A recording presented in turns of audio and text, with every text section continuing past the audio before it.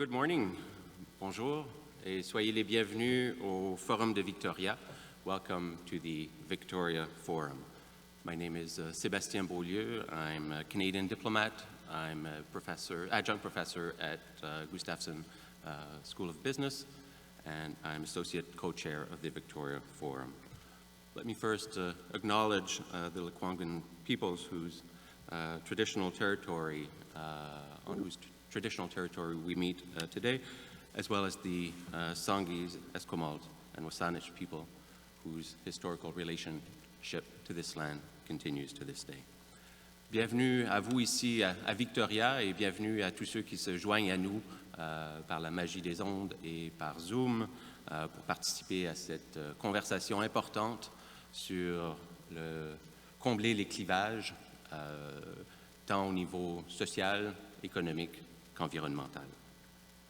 Welcome to everyone joining us online for today's program, day 2 of the Victoria Forum. I think yesterday's discussions and events certainly set the stage or set the table for a very interesting conversation to continue today, both in terms of our 3 plenaries this morning, in terms of the roundtables this afternoon, and perhaps just as importantly, all the connections that you'll be able to make in person here at the University of Victoria. Donc ce matin, nous avons 3 plénières au niveau sur les enjeux sociaux, environnementaux et économiques. And this afternoon, we'll have roundtables on migration, on the net zero economy, on the role of business schools, on building resilient communities, on healthcare, on housing, and hearing from student voices. Un peu de logistique interne, les plénières, today's plenaries this morning will be here in the auditorium, and the roundtables this afternoon will be in the David Strong building just next to here. And a shuttle will take participants back downtown at the end of the day at 5:30. I have the task as an MC to also keep people on time and keep things going, and I'm sure the conversations will be engaging. So it's a bit of a thankless task, but apologies in advance if I need to cut short some of the conversations, which certainly will continue. Le Forum de Victoria, c'est un partenariat entre l'Université de Victoria et le Sénat du Canada. Et j'en profite pour saluer bon nombre de sénateurs et de sénatrices qui sont ici avec nous aujourd'hui. I'd like to thank our sponsors and our founding sponsors, the Gustafson School of Business, TELUS, and Van City, and today's event sponsors, Power Corporation and the Government of Canada. Let me now turn to one special guest who wished she could be here. That was the plan, but conflict of scheduling made that impossible. But I'd like to turn to our video screen for a warm welcome from Amina Mohammed, who is Deputy Secretary General of the UN. As a Canadian diplomat, I'm particularly pleased she could at least record a message for us and for you and on the importance of bridging divides. Alors, sans plus tarder, laissez-moi, je vous invite à regarder les mots de bienvenue, à écouter les mots de bienvenue de Amina Mohammed. Merci. Excellencies, ladies and gentlemen, thank you for the opportunity to open the Victoria Forum. You are gathering at a time when bridging divides and building trust have never been more urgent. The past 3 years have highlighted and exacerbated the world's shared fragility.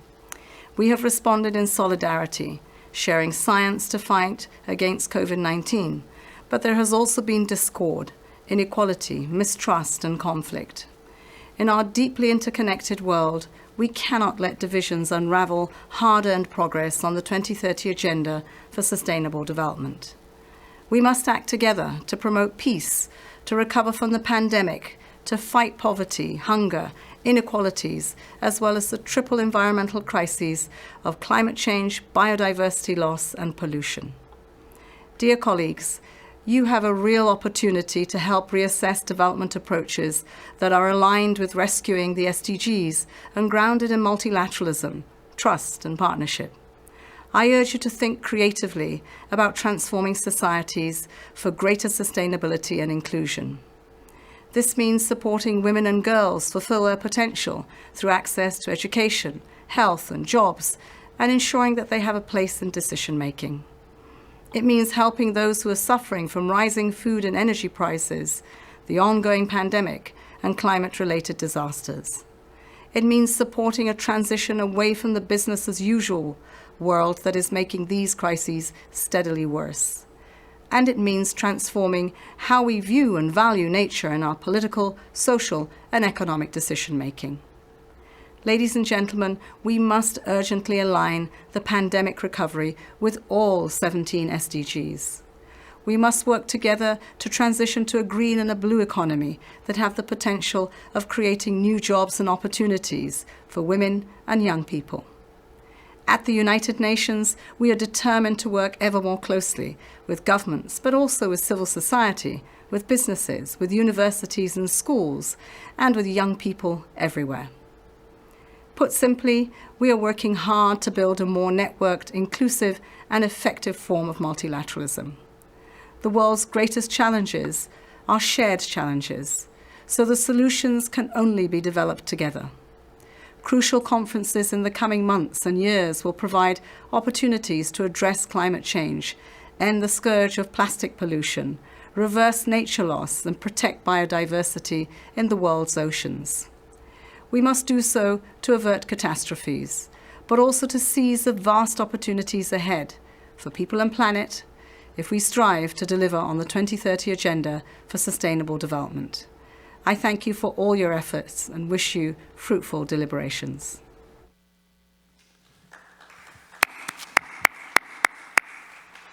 Well, this is a great segue, in the reference to Sustainable Development Goals is a good segue to our first plenary on bridging social divides and introducing our two track co-chairs, Dr. Crystal Tremblay, who is a professor at UVic, but also director of the newly established CIFAL Center, which is an international training center associated with the UN here at the university, and Dr. Peter Taylor, who's Director for Research at the Institute for Development Studies in the UK. I'll turn it over to them to open the first plenary.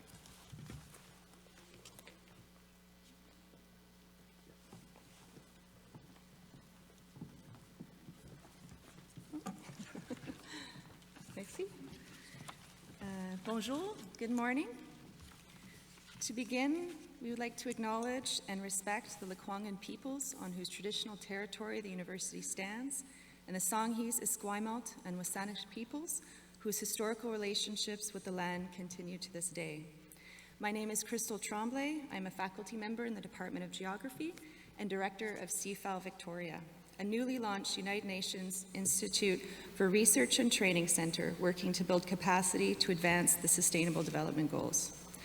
The Sustainable Development Goals provide a shared blueprint for peace and prosperity for people and the planet, recognizing that ending poverty and other social ills must be accompanied by strategies that improve health and education, reduce inequality, spur economic growth, and protect the environment. The COVID-19 pandemic has affected our world, our nations, our immediate environments, and our families and friends. It has stalled or even reversed important progress made in recent years, for example, gender equality and social protection provision. It is accelerating significant inequities and inequalities. We know that COVID-19 is a crisis of health, but it is also a far broader crisis that is threatening livelihoods, economies, and societies. It is having the greatest impact where inequalities are most pronounced and where there is least resilience. These inequalities present an immense roadblock that will affect the pathways of individuals, communities, and nations as they work towards a different world. Any solutions to inequalities will need to address the fundamental power relations in society that propagate social divides. These power asymmetries play out between regions of the world, between countries, and within national contexts. They are not constrained by geographical borders. They arise in wealthier nations where communities and peoples have been historically marginalized, including Indigenous peoples, and whose horizons and opportunities to shape, inform, and benefit from different forms of development are restricted to this day by their ongoing marginalization and social exclusion.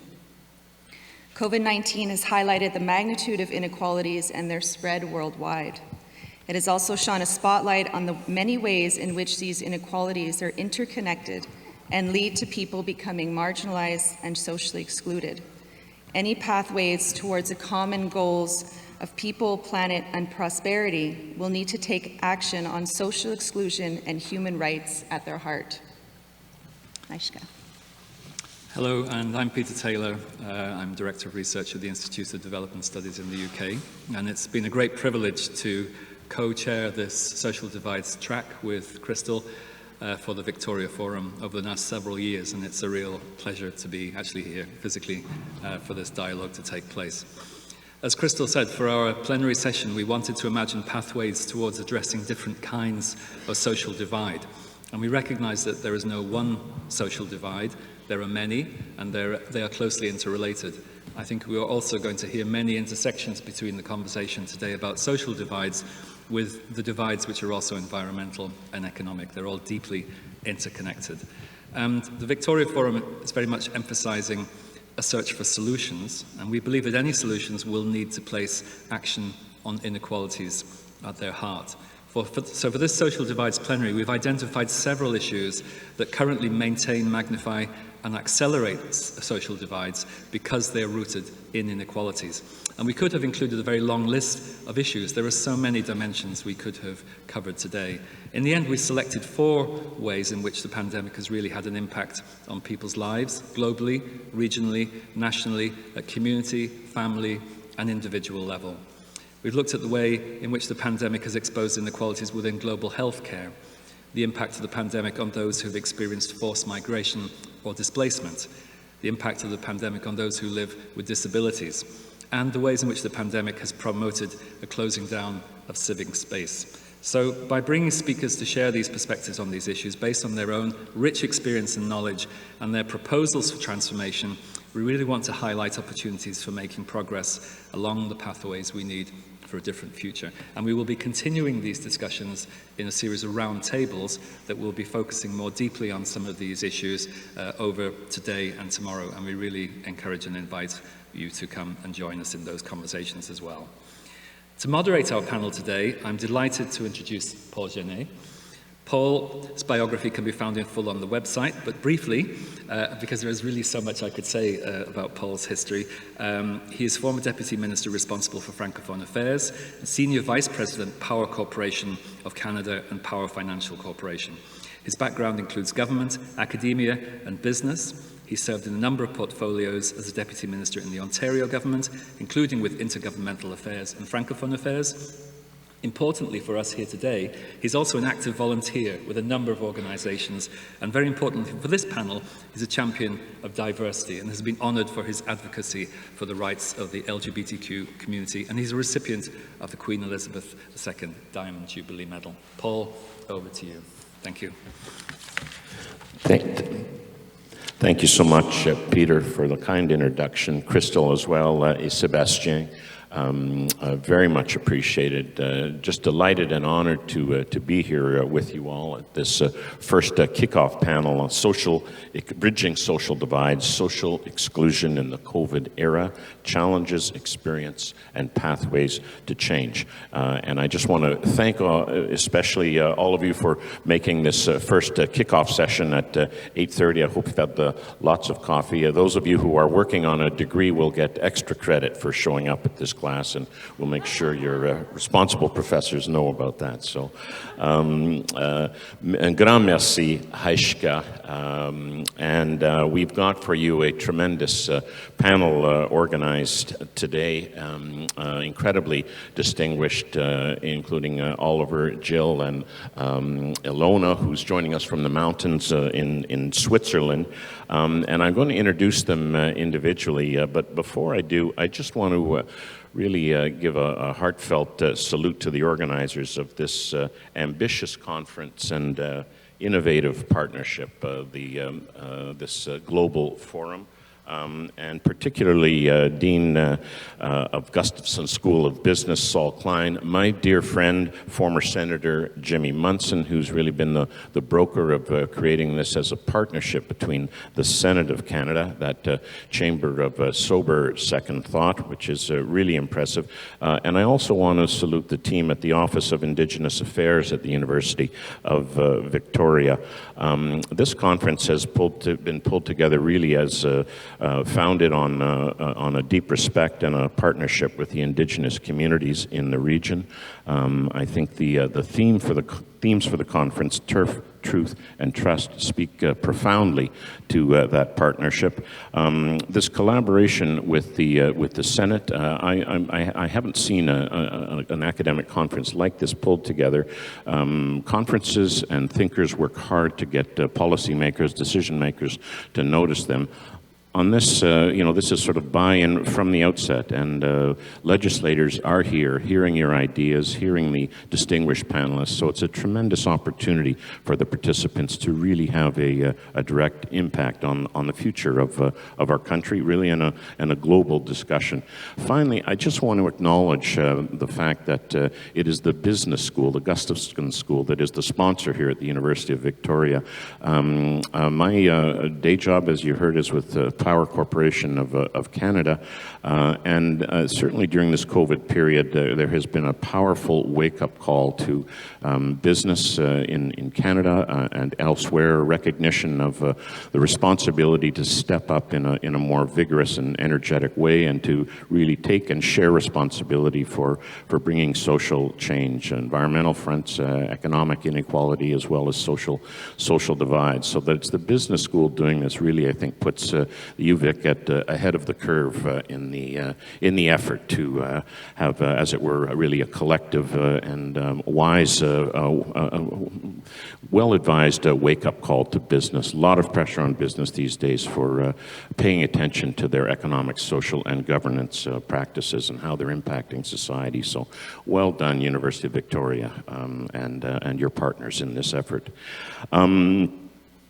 I'd like to turn to our speakers, Ilona and Oliver and Jill. First of all, Ilona has an incredibly distinguished academic career. She's the founder and chair of the Global Health Center at the Graduate Institute of International and Development Studies in Geneva. Her expertise is in the area of the political determinants of health and global health. She's an advisor to the World Health Organization. She also chairs the International Advisory Board of Germany's Global Health Strategy. And I hope she won't mind mentioning that she has a very important reason for speaking to us from Switzerland, not joining us in person. She has a notable birthday, and her family wanted her there to be celebrated. So just a shout out and a happy birthday to Ilona today. Thanks for being here on this big day for you.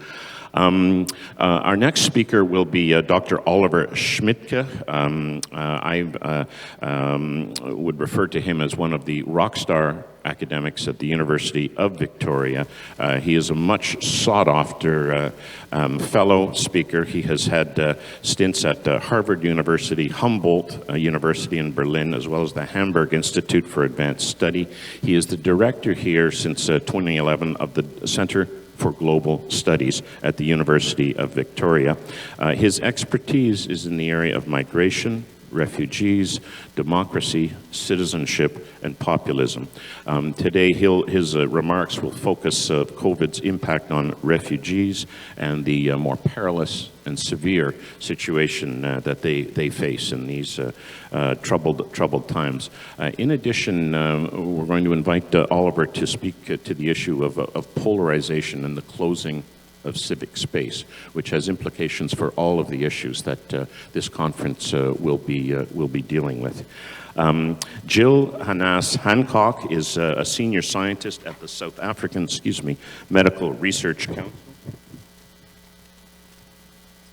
The focus of her work is on Africa. Her expertise is on the enhancement of inclusion of people with disabilities, rehabilitation services, inclusive HIV care, and as well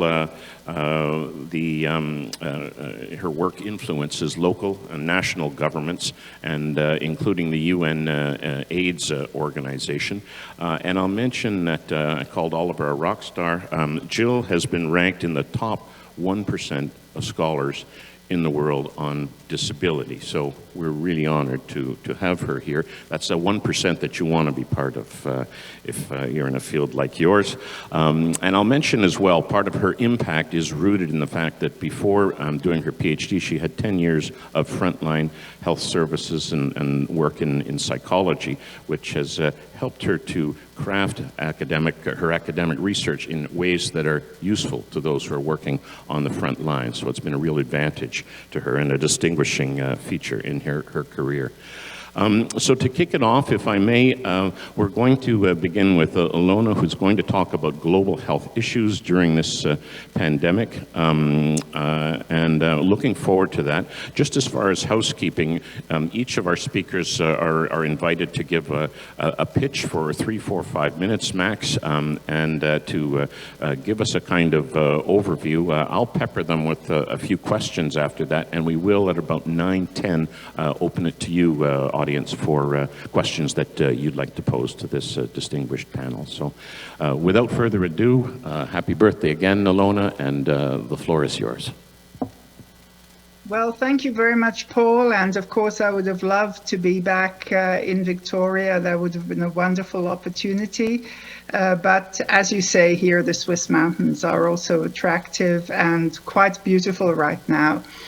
But to turn to the really, really important issue that we're discussing, and the issue that is becoming more and more prominent in all discussions, not only the health discussions, are the social divides. And in health, of course, and COVID has shown us this, we see that dynamic that is at work. On the one hand, most social divides manifest themselves in health, in differences in health of groups, in the health of populations, differences of life expectancy, differences of vulnerability to health problems.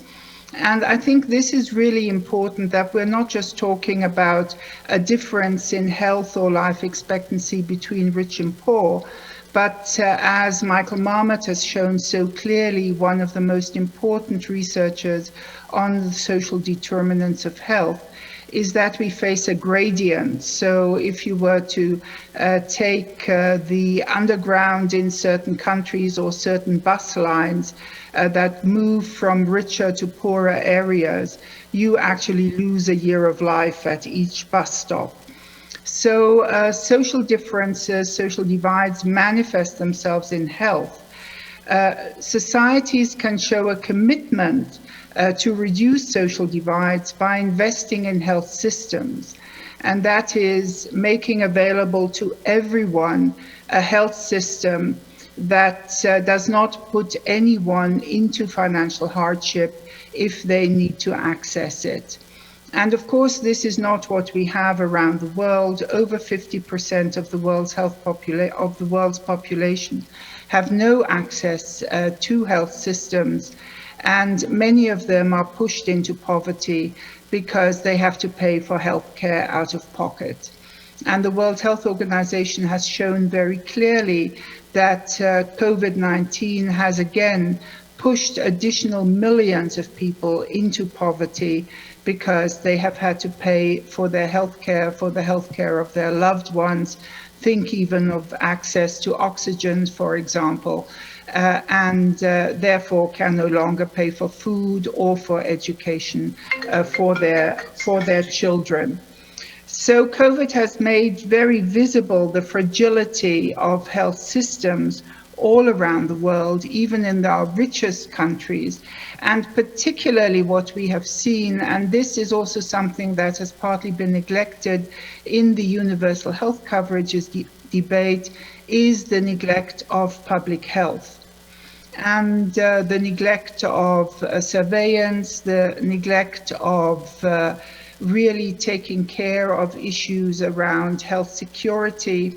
And we now see that one of the things we need most desperately is an investment also in public health, into those systems that are not as visible as individual treatment, but that really ensure the health of everyone. And here, of course, we have that link that you have already alluded to and that the co-chairs have alluded to, that much of public health then links to issues such as water, to food, and to what we now call One Health, animal health, biodiversity. And COVID-19 has shown us that this increasing susceptibility to new kinds of infectious diseases or a spread of already very known diseases to other parts of the world are, of course, part of this big climate change that we are experiencing. But what's really important is the vulnerabilities that have been laid bare by COVID-19, the mental health vulnerabilities, the vulnerabilities within the health system itself. Think of the situation faced by those badly paid health workers, mostly female women, and who have given their lives because the health systems were not prepared, the health systems did not protect them in their work.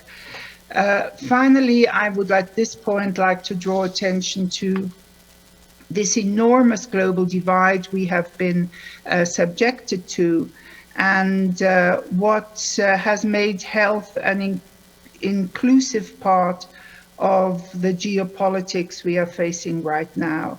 We saw clearly that we did not share vaccines. We were subject to vaccine nationalism. Each country that could afford vaccines tried to buy them, buy others out of the market. And even though a solidaric instrument called COVAX existed for the sharing of vaccines, it was not used to its full potential. So we also saw that the access to vaccines was used for diplomatic purposes, to make friends, to say, you know, if you join my club in the geopolitical game, then we will make vaccines, we will make masks available to you, contrary to others.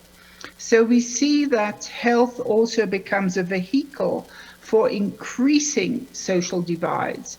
And it has also increased social divides in terms of the populist approach, in terms of dividing communities around vaccines, around treatment issues, and around political issues. And this is what I will end with, that we have seen through COVID how much health systems, health literacy, access to health systems is part of trust, is part of the trust we have in our societies, in each other. And as many have said, maybe COVID-19 needs to be the start where we discuss a new social contract, the contract we have with one another in our societies, and the contract we have with the government and the responsibilities governments have for their people and for their health. Thank you very much.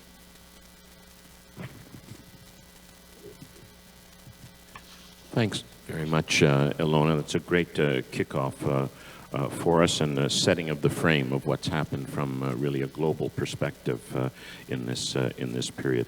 It's the case that when one speaks of social divides during COVID, there are a lot of things that one can zero in on, a lot of different groups that have been impacted. We're fortunate having Oliver here who can speak about the global issue once again of refugees and how really the plight of refugees has been impacted in many ways, worsened during COVID because of steps that governments have felt necessary to take to protect their populations. Oliver, over to you. Thank you, Paul, and thank you for coming out on a Monday morning. I hope you had a strong coffee, because I would like to take you on a 4-minute attempt to think through the global implications of COVID in terms of deepening these social divides. Normally we are used to thinking about inequalities in national terms, right? Yeah, we measure it accordingly. But hopefully, by focusing on a particularly vulnerable group this morning, namely refugees on a global scale, I can give you a sense of how the past 2 or 3 years have really posed new challenges to a more inclusive global community. And just think about the scale of the problem. The UNHCR estimated in 21 in their annual report that there are about 90 million refugees worldwide, which is 10 million more than, or 20 million more than 10 years ago. And this doesn't even include the Ukrainian refugees that we have at the moment. And if you look what the COVID pandemic did, was to close opportunity to access the most important services that they need, from health, financial resources, but most importantly, the very fundamental right to access political asylum, the very ability to make their claims for being protected from persecution, from war, from civil unrest around the world. And in this respect, what we've seen partly related to COVID and the global pandemic is a closing of borders that for them, for the most vulnerable of those seeking shelter, has become far more difficult to cross, and often it has posed unsurmountable obstacles to reach a safe place in the world. And this is not a new development. Since the early 1980s, we have seen over 60 new border installation walls being erected, and 60% of those were deliberately built with respect to forcibly displaced people. So with a deliberate attempt to keep out those that came uninvited and that were most desperate need for assistance. The pandemic had also accentuated a particular political environment in which we deal with those in need, the global flow of refugees. And on the one hand, and I think this is something that I would like to come back to a bit later, I think the pandemic, most of us will still remember the first initial ideas about how we're all in one boat. We all share, in a way, of fundamental exposure to the health threat that comes with COVID, a sense of a shared destiny in our local communities, but also more broadly. This, could have meant a greater degree of solidarity, also extending to refugees, to one of the most exposed and vulnerable groups globally. At the same time, and this is part of the political dynamic partly unleashed by COVID, is that we see a closure of national borders, an attempt to resort to a more exclusionary form of nationalism. We just heard a little bit about the going back to the sovereign nation state and trying to secure these vaccines. We have seen a similar trend in terms of securitizing the external borders of the European Union or individual nation states. Borders, as was suggested, were a prime vehicle to protect the population. At least the illusion that we could protect our outside borders and thus keep the pandemic out, right? It proved to be definitely an illusion and not a very successful policy tool, but it had political repercussions about how we think about cross-border mobility, how we think about also extending solidarity to others outside of our national borders. And in this respect, I think we are faced with a fundamental political conundrum, also a moral conundrum. On the one hand, we see unprecedented levels of refugees that need our help, that are excluded from fundamental services. And on the other hand, what we see is that there is a decreasing willingness on behalf also of Western countries to actually address this refugee crisis and a retreat to more nationalistic ways of looking at the world, of securing borders, securitizing them. We are all aware and probably know these images of refugees drowning on a regular basis in the Mediterranean Sea, the maltreatment on the borders, the exposure to violence, to rape, and so forth. And in this respect, let me leave you with this in this first round. I think the way in which we govern borders, the way in which we address global refugees is also a way, for us to describe as a society, who do we legitimately consider to be an insider and an outsider? What are the basic principles and values that our community exhibits? So in this respect, our response to the global refugee crisis is also a mirror that we can and should use to question how inclusive is our own political community and on what kind of values is it based. I'll leave you here for the moment, and hopefully I can explore some of the themes that I touched on in this first round. Thank you. Thanks very much, Oliver. That was terrific. Jill, if we can look to you to share with us some of your thoughts and learnings from the science that you do on terms of the impact of COVID on persons with disabilities, and what some of the ways forward to break down barriers and be more inclusive in this area. Thanks. I'm already looking at the watch. Okay. I connect first to what Ilona said, and she said that the social divides manifestate themselves in health. In the COVID pandemic, we have seen that in different ways. Those people with pre-existing health conditions were more prone to be affected by COVID. Those people who had COVID-19 and survived it sometimes developed what we call long COVID, so disabling conditions, I would say. And often we didn't have, if we had access to the main medication to survive, we didn't necessarily have access to what comes afterwards. I think that's a worldwide phenomenon. And then there are the people, like Oliver said, who are marginalized, who didn't have access, or who struggled to have access to any kind of COVID-related services. And the migrants are part of it, but people with disabilities are also part of that group.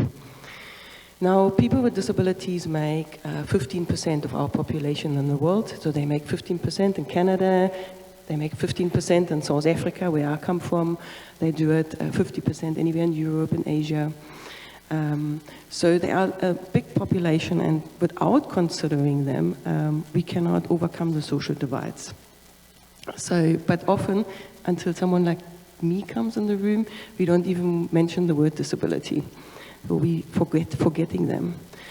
But when it comes to health disparities, we know from our science that people with disabilities are 2 times more likely to be malnourished and die as a child, and 50 times more likely to experience catastrophic health expenditure. And Ilona was already talking to that in some ways. When we combine it with other marginalization characteristics, such as, for instance, to gender, and we talk about women with disabilities, we see other things emerging, such as they are 2 times more likely to be infected with HIV. They're 2 times more likely to experience gender-based violence, particularly in resource-poor settings. And a country where I come from, where HIV and GBV, gender-based violence, are pandemic, basically, an endemic. This is really relevant, and we very often forget talking about it. And you can see how when you combine an issue of disability, gender, and sexual reproductive health, how you really get into an area that's forgotten and not talked about. And I would say that that is entrenched in our way of being, which I call ableism. It is second nature to us not to think about disabled people, not to think about that there's someone who can't hear us, we might need sign language, not to think about that there's someone that's blind, not to think about that there's someone that can't walk, and we have our events and our services provided without that in mind. So it's always an afterthought. And that is one of the key problems we have when it comes to people with disabilities. Before the COVID pandemic, we've tried to address this, and some policies and strategic plans have come in place. Even the Sustainable Developing Goals, I think Ilona talked to it, they have started to speak to it. And then the COVID pandemic came. And it's almost as if we have fallen back into our way of thinking, one size fits all. You spoke a little bit to that. And for persons with disabilities, this is a specific challenge. Our assumption that masks wearing, vaccines, isolation, hard lockdowns where you stay at home orders, that they will protect us in the same way. But it is an assumption, they don't. So for instance, for deaf people, when we're wearing masks, it's really difficult to communicate. They cannot use their signs with shields. They cannot lip read with a mask, and we forget that. It's just everyone put a mask on, right? We forget that when we send people at home and they have to stay there, their caregiver might not come, their assistant. So people really struggled under COVID-19, people with disabilities. And then again, disability research has a little bit shown that people with disabilities were more affected. They struggled to access health. But what was forgotten there is the sexual reproductive health of people, in particular women with disabilities. And that's where we have done some research comparing women with and without disabilities. And it really showed that particular young women were affected with their mental health and economically in our part of the world. But that affected a woman with disabilities much more and much longer. So the effects were there.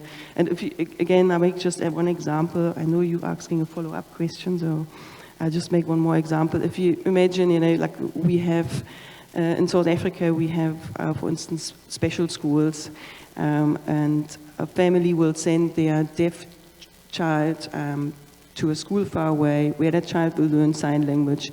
If that child comes home and is locked down with the family, it means no one can communicate with them. And it is really creating insecurities, depression, and anxieties that are unnecessary. And that's what our deaf people, for instance, experienced, just as an example. So you asked me the follow-up question.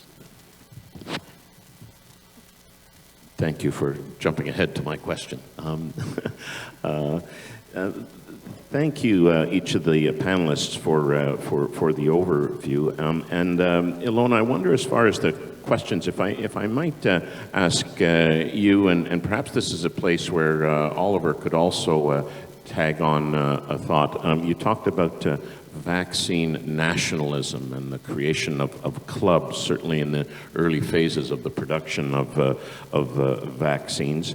I'm wondering if you might be able to share with us your view on how we're doing on that front. I know the World Health Organization has established goals of 70% vaccination for all member countries, and has cited some progress in getting there, and some structural and production, logistical, as well as agreements that have been started to put in place. Would you say that we're turning the corner as far as the sharing and providing access to vaccines on a global basis, and particularly less developed and poorer countries at this stage of the game? And the second aspect, I mean, you mentioned sort of geopolitics being tied tied into this. Oliver, you mentioned nationalism as a theme here. I wonder about how you might see nationalism factoring into the attitudes that we have around access and distribution of vaccinations. Over to you, Ilona. Thank you, Paul. No, we're not at all where we should be. The issue about the vaccines themselves is perhaps at first instance not that critical anymore as it was at the beginning of the pandemic. But the issue is, and here we are back with the health systems, is to get, as people say, vaccines into arms. And here the whole weakness of the health system, the whole issue of the accessibility of vaccines, even in the most distant locations, is an issue that has become very critical. And of course, now that the virus itself is changing, we are seeing that we might actually need different vaccines or adapted vaccines. So we're in quite a new situation than we were initially. And of course, we're in the situation we are now with all the virus variants, etc., because we did not share in the beginning. We did not vaccinate according to the recommendations of the World Health Organization. But of course, what we have seen is this is also not just a question of, let's produce vaccines in one part of the world and then very kindly share them with everyone else. The issue is who can produce them. And this is where the discussion has changed quite significantly. That was pushed in part by both India and South Africa when they went to the World Trade Organization and said we have to apply an IP waiver for the production of these vaccines. And we need to be able to produce these vaccines all around the world. And the difficulty of reaching any kind of agreement on this vaccine waiver was one of the most devastating diplomatic occurrences over the last, we could say 18 months. A very weak consensus has been found right now. The WHO is trying to help countries to create sites for production, also not just vaccines. That perhaps also was one of the mistakes, to focus mainly and only on vaccines in some cases. There are actually 3 pillars to such a strategy. One of the first really important ones is access to diagnostics, and there's a whole technology and innovation sharing around this. The other is to therapeutics, to be able to treat people, and this is becoming ever more important also in relation to long COVID. So we were also sort of focused exclusively on vaccines at a point in time when we should have looked at other areas as well. So basically, the world is not sharing. There was initially the hope, here's a real crisis, the world will come together around this crisis and we will act as one. Exactly the opposite happened. So what's happening right now? The World Health Organization is trying to bring countries together to agree on a pandemic treaty, an instrument that would bind countries in new ways to share information, to share innovation, to work together to ensure human rights, to ensure access to health systems, to address many of the issues that have been raised over the last hour in this conversation. It's a very, very difficult negotiation because of the geopolitics involved. We're seeing that, contrary to perhaps 20 years ago or so, where even if countries were divided on other issues, they were still able to work together on global health issues. But what we're seeing now, where innovation, technology, access to knowledge is becoming increasingly a geopolitical factor, that we are seeing countries or blocs, if you want to call them that, not willing to even work together around health. And we've seen that, as I said, both at the World Trade Organization and at the World Health Organization. And multilateralism has suffered tremendously during this COVID-19 crisis. And of course, the Ukraine war happening right now is not helping in any way. My last point is there was a hope, let's take some of these health issues not only at the WHO, but let's take them to the United Nations. Let's have heads of state act when there is such a major health crisis. But just imagine, look at how the Security Council is not able to agree on issues right now. Just imagine if the UN Security Council were in charge of pandemic politics under the present geopolitical divide, we would have a situation that would be even worse than what we've experienced. And just to remind us, some calculations by the World Health Organization say that at least 16 million people have died during this pandemic. And we're not at the end yet, and we don't quite know where it is going to be in a year's time. Thank you. Thanks, Ilona. Helpful insight into the dimensions and urgency of the crisis, and I think you're putting your finger on a couple of key areas that need to be priorities for action, and even at the level of the most senior leadership in countries, if we're going to break this and make headway and provide the access that's needed. Oliver, in advance of this conference, recognizing one of your areas in the area of in the domain of civic discourse, civic engagement. I mean, here we're talking about a sort of global non-cooperation in a critical area where we used to have better collaboration. I mean, we've had the issue of the Ottawa occupation, as it were, where different parts of society seemed unable to have a conversation, no agreement on facts, on basic facts. I'm just wondering if, I'm maybe spanning too much territory here, but I just wonder if in your view of how civic discourse happens either domestically or internationally, what the significance of that is, how it's been impacted through the COVID period. Thank you. Clearly not an easy question, but let me get at it by reflecting on where we're at.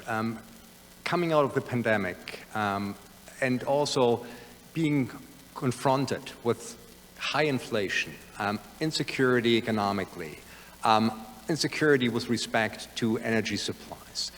At the moment, our societies face these fundamental challenges. And there are those out there that provide very simple solutions. And we've seen across the Western world, Western democracies, the rise of nationalist populist forces that provide such an easy answer under particular auspices. But I think we are facing now two stark opposite visions of how we redefine our political communities coming out of this crisis, hopefully with a pandemic. The one is to resort to this form of nationalist closure that we've seen, right? Going back to the sovereign nation state that promises security, protection, its originally formed. The other one is to think about more inclusive communities also outside the nation state, for which what we need is a form of solidarity across different social groups, but also across borders. It is a taxing environment to push this, but I think at least you could imagine, think back about the early days of the pandemic. There was a sense that we are fundamentally dependent on each other. And we've seen this in the communities, that there have been attempts to bring people together, the way that we are existentially tied to each other. Harvesting this kind of energy would be one way to also instigate a more, what you describe of civic discourse, one that is less shaped by these fundamental divides. And that's what we see at the moment. It has a lot of political capital. So for me, it is really going back also to small communities, to redefine a more inclusive community on the ground. And I just came back from a one-year sabbatical in Europe, and to bring it back a little bit to my topic, what we've seen in terms of the response to the 5-6 million refugees coming from Ukraine as a result of the attack by Russia, it has been a sign of an enormous degree of solidarity and compassion on the ground. So far, we haven't seen the kind of scapegoating of refugees for political purposes that we often see in political discourse. So I think there is a great potential into civil society in particular. I think in particular, once you experience the need for help, the suffering, but we need to harvest it and not resort to this kind of exclusionary notion of what the community is and primarily defining it by who the outsider is, right? Yeah, that's a very different logic of forming a political community. And I think in spite of all the crises that we see at the moment, the potential is there, and we've seen this in the pandemic, now in the response to the Ukraine refugees. Admittedly, these are European refugees, white European refugees. That will be a subject for another Victoria Forum. But you can see at least, the potential for this inclusive redefinition of political community. And I think that's, in a way, this would allow also for a more civic kind of dialogue that is currently indeed challenged by deep cultural divisions, right, that we see, and, that will be hard to overcome. Thank you. Out of our feelings of insecurity, we're retrenching to old attitudes. Perhaps, we're in need of something like a post-Second World War moment again, where we wake up to the destructiveness and short-sightedness of nationalism, of populism, and that we really are, in fact, dependent on each other, and collective security comes about more by cooperation than by this hyper-competitive nationalist kinds of dynamics. Jill, ableism is one of the terms that we've heard you use, and we've discussed it prior to this panel. Is it your sense, in the countries that you have studied, that out of the pandemic there has been a kind of backsliding? I mean, one of the things that you've talked about is taking accommodations, recognitions, inclusion of persons with disability has been an afterthought. You do your main policy and then you say, oh, and by the way, we need to find a way. But if you're not thinking about it from the outset, is it your sense that countries are doing worse in this regard, in regards to attitudes of ableism over the course of the pandemic and as we try to emerge from it? I would say yes. And what Oliver just described, in this world where everything else is very important, you can very quickly forget what inclusion is about. Thanks for that word. But there's also ways of addressing it. And I like that you talked about community and empowering communities, and all of you to speak up for whoever you think is a marginalized population. In terms of sexual reproductive health and persons with disabilities, we definitely have seen a drop in, thinking about it, to the last World AIDS Conference, held here in Montreal, by the way. The disability sector really had to start at zero with sensitizing the organizers around what is needed to include people with disabilities in the conference. So in some ways, where we start at zero. In other ways, when we have, in South Africa, we have a strong disability community, and we also have researchers as myself that have, over many years, combined our efforts. And we have something pushing something that we call a three-track approach. So, for instance, at the moment, we have our new National Strategic Plan on HIV, STIs, sexual transmitted infections, and TB, tuberculosis, in the process of developing. So just before I came here, I have worked with a group of community of people with disabilities and trained them on what's an inclusive national strategic planners. And they sitting now with government, as I come back from here, to make sure that that plan is disability inclusive fully. And that's our first track. So we make sure that our policies and strategic plans are disability inclusive. And that means not just mentioning that persons with disabilities are there, saying how to make a service accessible to the diverse set of people here. And how to monitor and evaluate that and budget for it. That's your first track. Your second one is in your mind to change, and I try to do that at the Medical Research Council now. I've just applied to our CEO that I can do that. We will see how I go. And that is to mainstream our thinking about that there are disabled people or people with disabilities everywhere.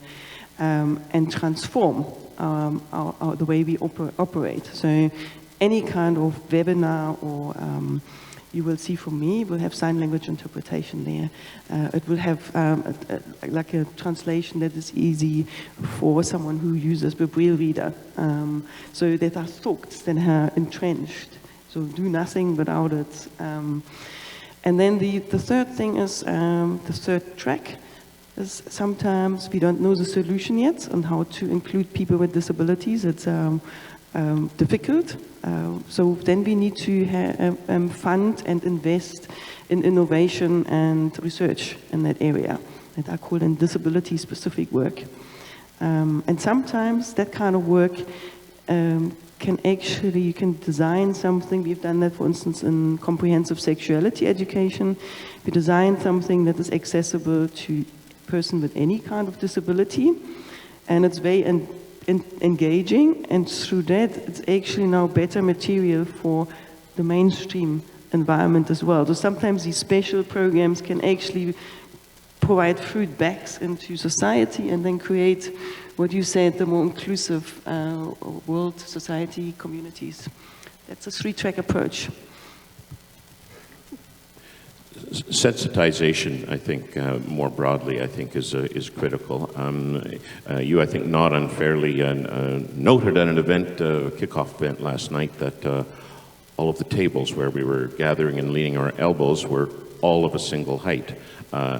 I will acknowledge I was oblivious to that, and indeed we had a person with a disability in a wheelchair who certainly could not reach one of those tables. So just things in our built environment, simultaneous translation of, noted as far as how we organize ourselves in these places. Thank you, Jill. Oliver, as far as we used to do, pre-COVID, we were doing a better job on refugees. You noted that there is an illusion of sealing borders as being as a way to protect ourselves from the pandemic. Can you elaborate why you see that as an illusion and what public and decision makers need to understand in this context? A second question, do you see how we treat refugees as a kind of if I may, a bit of a litmus test in terms of our commitment to universal human rights?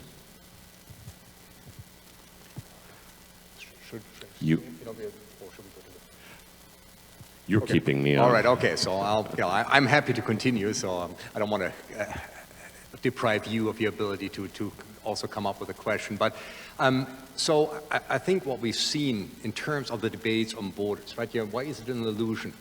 I think it has been an illusion to think that we can stop the pandemic by closing borders. Maybe there was to a certain degree of rationale for this. But rather what I see is borders have also an enormous symbolic dimension.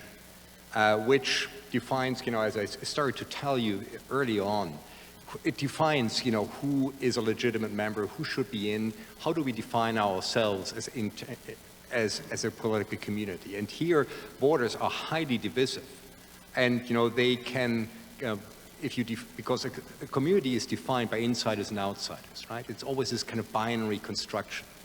And if we use those, then we very easily come to a point where we use, in particular, the weakest namely refugees, as scapegoats. And we've seen this in terms of domestic politics, the usage of those that are most vulnerable, that we deem inappropriate, illegal, however you want to put it, as the cornerstone for a kind of a nationalist, populist resurgent in the Western world.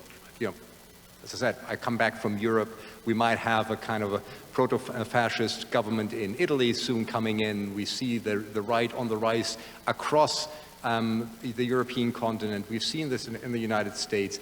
These are troubling times for thinking about a more inclusive community once you have political forces that use the exclusion of others, the nationalist non-others, as their key political messaging. And then, so in this respect, you know, there's a great degree of hypocrisy in our Western world to suggest that we are the beacons of human rights. You know, if you look at the refugees, 86% of worldwide refugees are housed in countries that are poorer, that are located in the global south, right? So if we see human rights as something that we adhere to as our goal, it sounds great, but our practice is quite different. And what it comes down to, again, I think we look about how we could move forward, try to harness the sense of solidarity and inclusiveness that rests in local communities, right?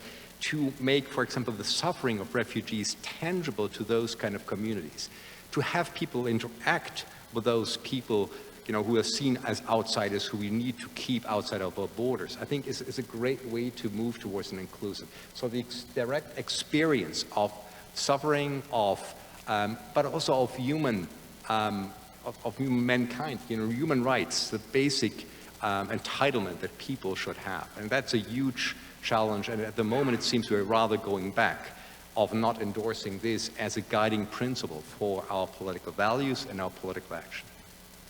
Thank you, Oliver, and thank you for alerting me to my duty to turn to you, the audience, for an opportunity to pose questions to our distinguished panelists. We have microphones on either end of the auditorium, and am I seeing someone by a mic who's ready to pose a question here? Go ahead. You know, if you stand up and just speak with vigor, I think we'll be able to capture it. Okay, I'll repeat it if we... Sorry.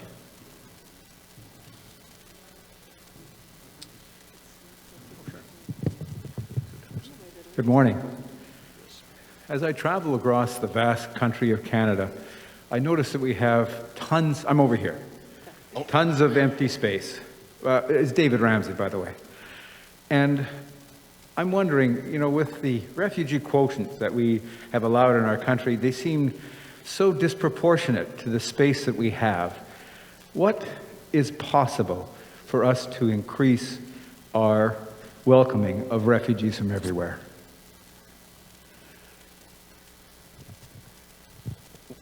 Sorry, I just repeat your question. What is our capacity to increase? That's correct. Yeah. Yes, with all the space that we have. Yeah.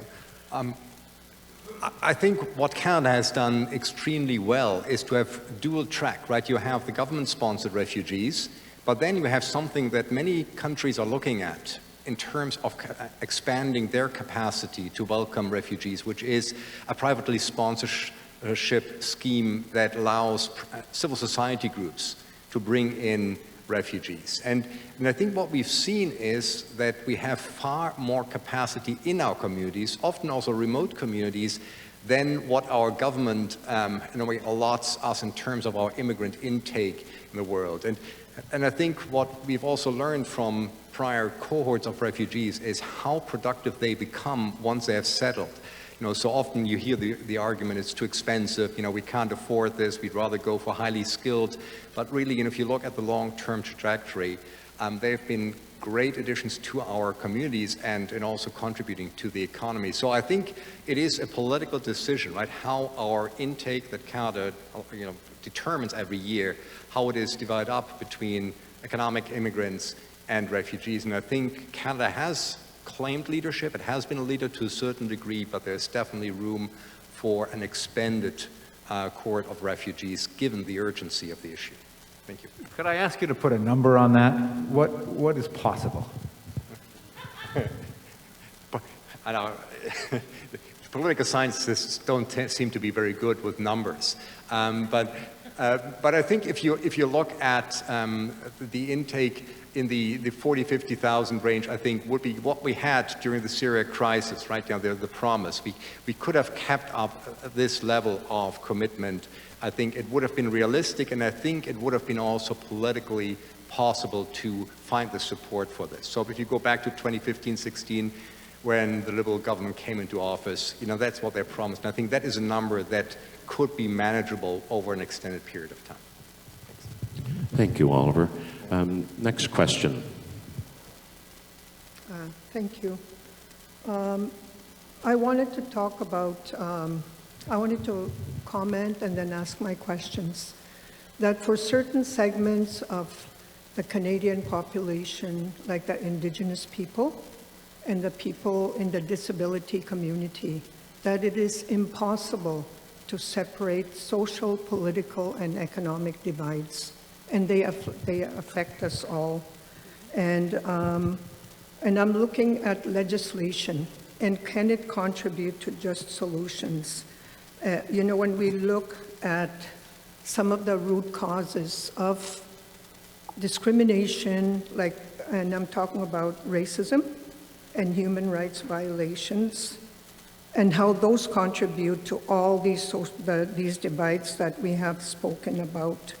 Do you think that bringing forward legislation on the Convention on the Rights of People with Disabilities and bringing that into legislation, would that help to resolve matters? And the other one would be the Canada Health Act with the racism that occurs. And with that racism, how can accessibility and overall, what is that other pillar of, could we look at inserting anti-racism as the sixth pillar of the Canada Health Act? Would that contribute to lessening social, political, and economic divides? Jill, are you comfortable giving a go at the issue of legislation and disabilities? Okay. I come from a country, South Africa, where we have a strong constitution on anti-discrimination. So, I would always say it's very important for a constitution to have that spelled out, including racism. Our constitution says that discrimination is forbidden based on, and it mentions gender, race, age, disability. I can't list them all now, social status. But I do think that is a very important thing, and people use it in South Africa to claim their rights, if they do know how to claim their rights. I do think that the Disability Act, because you were asking about legal requirements, or bill is a very useful tool because it's binding. Often countries have a policy, or we have a white paper, and those things are good guiding tools, but they're not binding, so you have difficulties claiming your rights based on them. So I do think it's a good idea to have legal background or legal backup.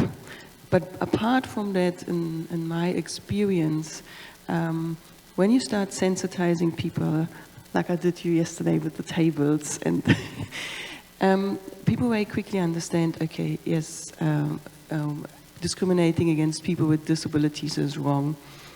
On race, that often happens as well, but sometimes not, right? We get people that are very ignorant. But when it comes to disability, people often don't know how. So the information, that's why I said earlier, it's really important that strategic plans and policies and guiding tools that we have that tell our service providers, for instance, how to provide a service, they really tell us how.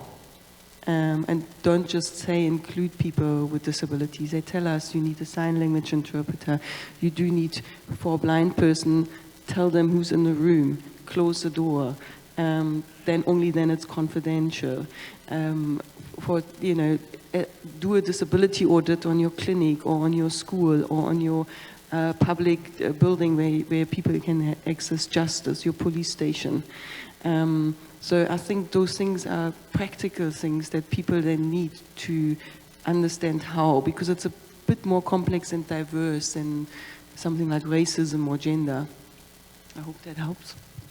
I'll make a quick comment, and I'm getting the hook by the Master of Ceremonies. Thank you for your question. I would note that the Canada Health Act does have universality as one of the 5 principles. You make a good point. I think that I think to make this real, there needs to be a dimension of anti-racism in it. I don't think it's a topic to rush through, but it's I think a trenchant point and needs to be inform how we administer our health system. I think our time is up. I'm sorry if I didn't get to still some outstanding questions. I just want to thank each of our panelists so sincerely. Once more, wish Ilona a wonderful birthday celebration after this. Thank you for joining us. Thanks to all of you for being here. And as noted, your professors, those of you who are in a course, will hear that you were here at the first opening session very, very early. So well done. Haishka and grand merci. Thank you again for being here. Thank you. And thank you, Ilona, Paul, Jill, and Oliver. I invite you to take a 2-3 minute stretch break. Please don't leave, stay with us. We have a great plenary coming up on climate and the environment. In 2 minutes, 2-3 minutes, we're just resetting the stage and we'll kick it off. Merci.